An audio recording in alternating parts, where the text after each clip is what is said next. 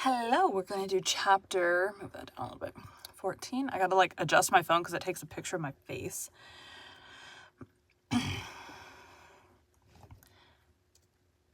Today we'll be continuing Rilla of Ingleside by Lucy Maud Montgomery.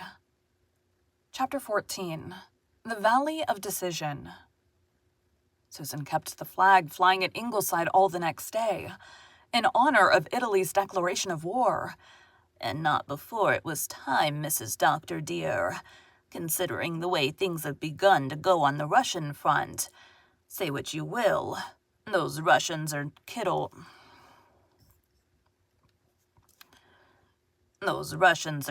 cattle. The Grand Duke Nicholas to the Gross. The Grand Duke Nicholas to the contrary notwithstanding, it is a fortunate thing for Italy that she has come in on the right side, but whether it is as fortunate for the Allies, I will not predict until I know more about Italians than I do now. However, she will give that old reprobate of a Francis Joseph something to think about. A pretty emperor indeed, with one foot in the grave and yet plotting wholesale murder. And Susan thumped and kneaded her bread with as much vicious energy as she could have expended in punching Francis Joseph himself, if he had been so unlucky as to fall into her clutches. Walter had gone to town on the early train, and Nan offered to look after Gems for the day, and so set Rilla free. Rilla was wildly busy all day, helping to decorate the Glen Hall and seeing to 100 last things. The evening was beautiful, in spite of the fact that Mr. Pryor was reported to have said that he hoped it would rain pitchforks down, and to have wantonly kicked Miranda's dog as he said it. Rilla, rushing home from the hall, dressed hurriedly. Everything had gone surprisingly well at the last. Irene was even then downstairs practicing her songs with Miss Oliver. Rilla was excited and happy, forgetful even of the Western Front for the moment. It gave her a sense of achievement and victory to have brought her efforts of weeks to such a successful conclusion. She knew that there had not lacked people who thought and hinted that Rilla Blythe had not the tact or patience to engineer a concert program. She had shown them. Little snatches of song bubbled up from her lips as she dressed. She thought she was looking very well. Excitement brought a faint, becoming pink into her round, creamy cheeks, quite drowning out her few freckles, and her hair gleamed with red blonde quite drowning out her few freckles, and her hair gleamed with red-brown luster. Should she wear crabapple blossoms in it, or her little fillet of pearls? After some agonized wavering, she decided on the crabapple blossoms, and tucked the white waxen cluster behind her left ear. Now for a final look at her feet. Yes, both slippers were on. She gave the sleeping Gems a kiss. What a dear little warm, rosy satin face he had, and hurried down the hill to the hall. Already it was filling. Soon it was crowded. Her concert was going to be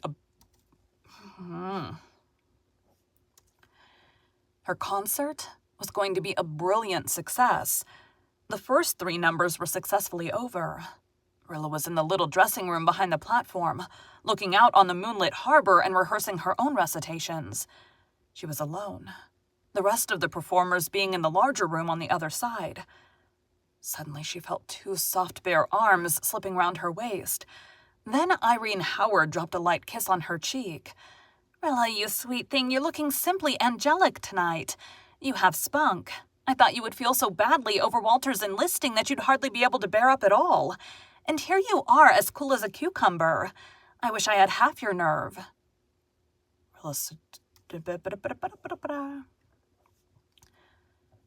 Rilla stood perfectly still. She felt no emotion whatever. She felt nothing. The world of feeling had just gone blank. "Walter, enlisting," she heard herself saying.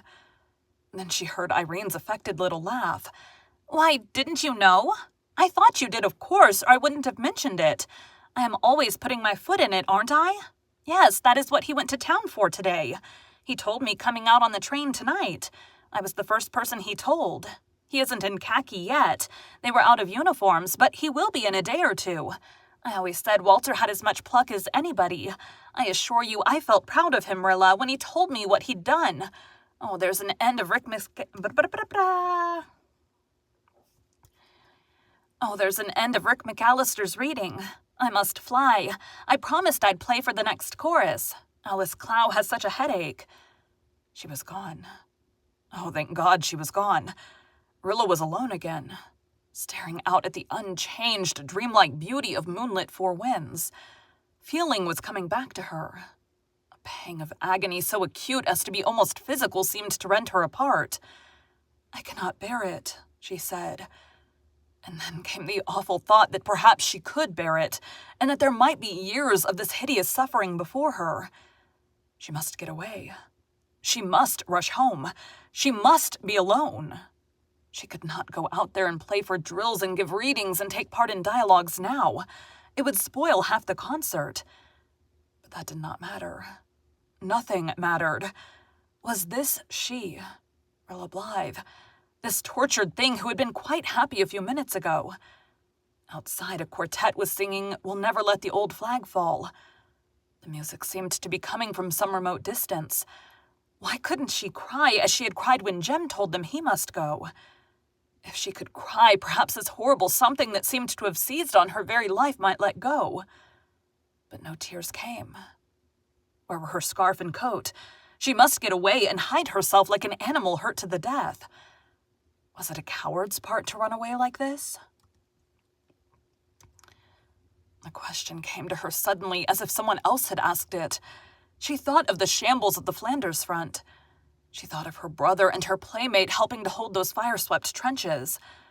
What would they think of her if she shirked her little duty here? The humble duty of carrying the program through for her Red Cross. But she couldn't stay. She couldn't. Yet what was it Mother had said when Jem went? When our women fail in courage, shall our men be fearless still? But this? This was unbearable. Still, she stopped halfway to the door and went back to the window. Irene was singing now. Her beautiful voice, the only real thing about her, soared clear and sweet through the building. Rilla knew that the girls' fairy drill came next. Could she go out there and play for it? Her head was aching now. Her throat was burning. Oh, why had Irene told her just then, when telling could do her no good? Irene told her because she's a brat. Oh, why had Irene told her just then, when telling could do no good? Irene had been very cruel. Rilla remembered now that more than once that day she had caught her mother looking at her with an odd expression. She had been too busy to wonder what it meant. She understood now. Mother had known why Walter went to town, but wouldn't tell her until the concert was over. What spirit and endurance Mother had. I must stay here and see things through, said Rilla, clasping her cold hands together. The rest of the evening always seemed like a fevered dream to her. Her body was crowded by people, but her soul was alone in a torture chamber of its own. Yet she played steadily for the drills and gave her readings without faltering. She even put on a grotesque old Irishwoman's costume and acted the part in the dialogue which Miranda Pryor had not taken. But she did not give her brogue the inimitable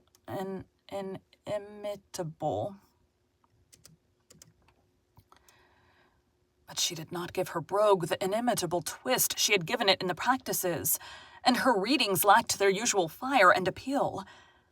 As she stood before the audience, she saw one face only, that of the handsome, dark-haired lad sitting beside her mother. And she saw that same face in the trenches, saw it lying cold and dead under the stars, saw it pining in prison, saw the light of its eyes blotted out, saw 100 horrible things as she stood there on the beflagged platform of the Glen Hall, with her own face whiter than the milky crab blossoms in her hair. Between her numbers, she walked restlessly up and down the little dressing room. Would the concert never end? It ended at last. Olive Kirk rushed up and told her exultantly that they had made $100. That's good, Rilla said mechanically. Then she was away from them all. Oh, thank God, she was away from them all. Walter was waiting for her at the door. He put his arm through hers silently as they went together down the moonlit road. The frogs were singing in the marshes. The dim and silvered fields of home lay all around them. The spring night was lovely and appealing. Rilla felt that its beauty was an insult to her pain. She would hate moonlight forever. Walter.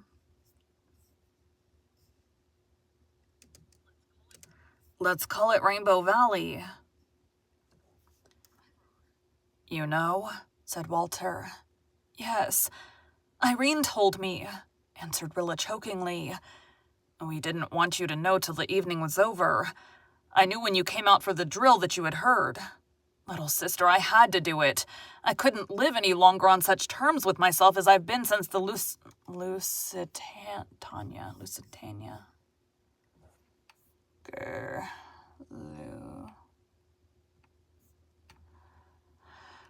Lusitania. I couldn't live any longer on such terms with myself as I've been since the Lusitania was sunk. When I pictured those dead women and children floating about in that pitiless ice-cold water. Well, at first I just felt a sort of nausea with life. I wanted to get out of the world where such a thing could happen. Shake its accursed dust from my feet forever. Then I knew I had to go. There are plenty without you. That isn't the point, Rilla, my Rilla. I'm going for my own sake, to save my soul alive. It will shrink to something small and mean and lifeless if I don't go. That would be worse than blindness or mutilation or any of the things I've feared. You may be killed. Rilla hated herself for saying it. She knew it was a weak and cowardly thing to say, but she had rather gone to pieces after the tension of the evening. Comes he slow or comes he fast? It is but death who comes at last, quoted Walter. It's not death I fear. I told you that long ago. One can pay too high a price for mere life, little sister. There's so much hideousness in this war, I've got to go and help wipe it out of the world. I'm going to fight for the beauty of life, Rilla my Rilla. That is my duty. There may be a higher duty, perhaps, but that is mine. I owe life and Canada that. And I've got to pay it. Rilla, tonight, for the first time since Jem left, I've got back to my self-respect. I could write poetry. Walter laughed. I've never been able to write a line since last August.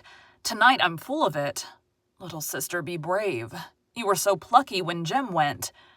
This is different. Rilla had to stop after every word to fight down a wild outburst of sobs. I loved Jem, of course, but when he went away, we thought the war would soon be over, and you are everything to me, Walter. You must be brave to help me, Rilla my Rilla. I'm exalted tonight, drunk with the excitement of victory over myself, but there will be other times when it won't be like this. I'll need your help then. When do you go?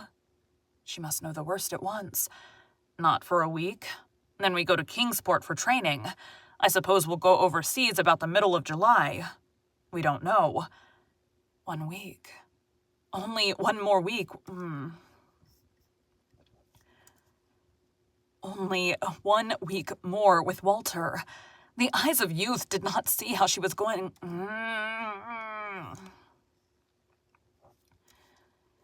The eyes of youth did. My wrist just popped.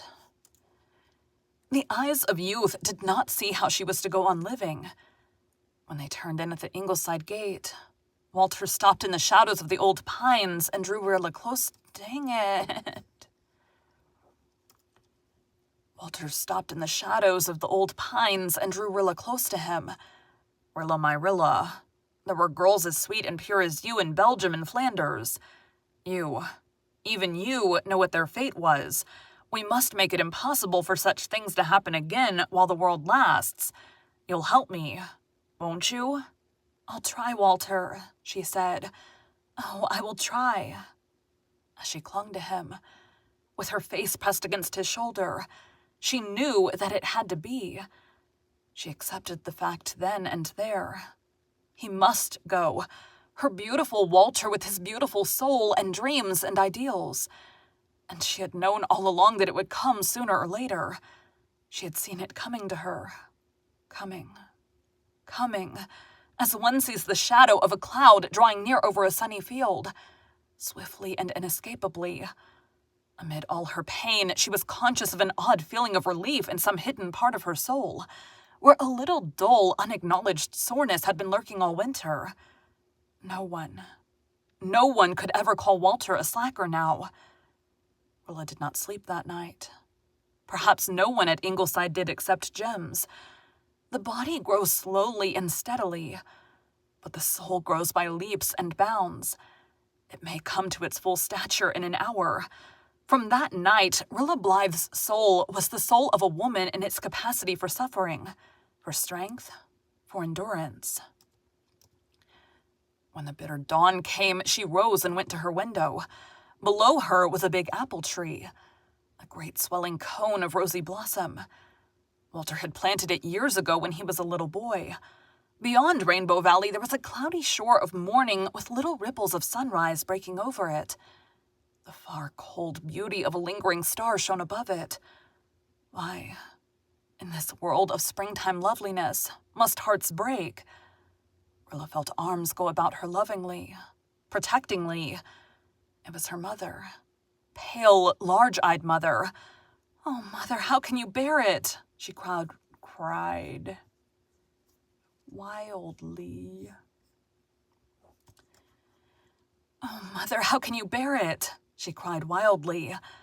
"Rilla, dear, I've known for several days that Walter meant to go. I've had time to rebel and grow reconciled. We must give him up. There is a call greater and more insistent than the call of our love. He has listened to it. We must not add to the bitterness of his sacrifice." "Our sacrifice is greater than his," cried Rilla passionately. "Our boys give only themselves. We give them." Before Mrs. Blythe could reply, Susan stuck her head in at the door, never troubling over such frills of etiquette as knocking. Her eyes were suspiciously red, but all she said was, "Will I bring up your breakfast, Mrs. Doctor, dear?" No, Susan. We will all be down presently. Do you know that Walter has joined up?" "Yes, Mrs. Doctor, dear. The doctor told me last night. I suppose the Almighty has his own reasons for allowing such things. We must submit and endeavor to look on the bright side. It may cure him of being a poet, at least." Susan still persisted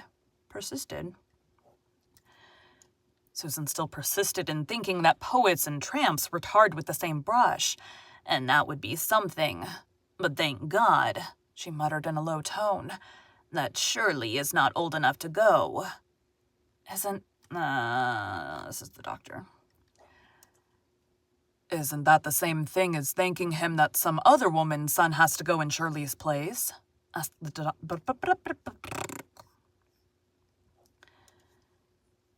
doctor, pausing on the threshold.